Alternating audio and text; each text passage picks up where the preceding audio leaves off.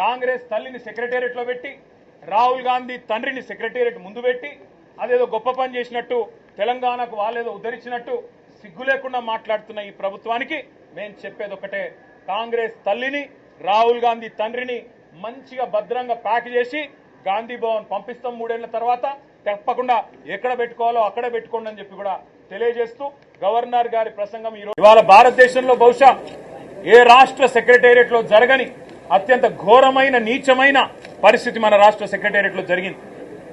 20% commission ఇయ్యందే ఇక్కడ బిల్లులు వస్తలేవని చెప్పి కాంట్రాక్టర్లు ఆర్థిక శాఖ మంత్రి ఉప ముఖ్యమంత్రి గారి ఛాంబర్ ముంగట ధర్నా చేసే పరిస్థితి రాష్ట్రంలో బహుశా ఎన్నడూ కూడా గతంలో లేదు, మరి భారతదేశంలో కూడా బహుశా ఎక్కడా లేదని నేను అనుకుంటా ఉన్నా. ఇవాళ 20% కమిషన్ తప్ప విజన్ లేని ప్రభుత్వం ఇది.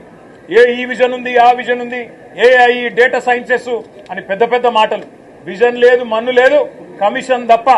No vision only commission, only 20% commission అనే విధంగా ఇవాళ ప్రభుత్వాన్ని నడుపుతూ ఢిల్లీకి మూటలు పంపుతూ ఇక్కడ చిన్న కాంట్రాక్టర్లను, సర్పంచ్లను, చిన్న చిన్న వ్యక్తులను వేధించి చివరికి ఓవర్సీస్ స్కాలర్షిప్లు ఇవ్వకుండా, గురుకులాల్లో తిండి పెట్టకుండా ఈరోజు పిల్లల్ని చంపుతున్న అరాచక ప్రభుత్వం రేవంత్ రెడ్డి ప్రభుత్వం, కాంగ్రెస్ ప్రభుత్వం.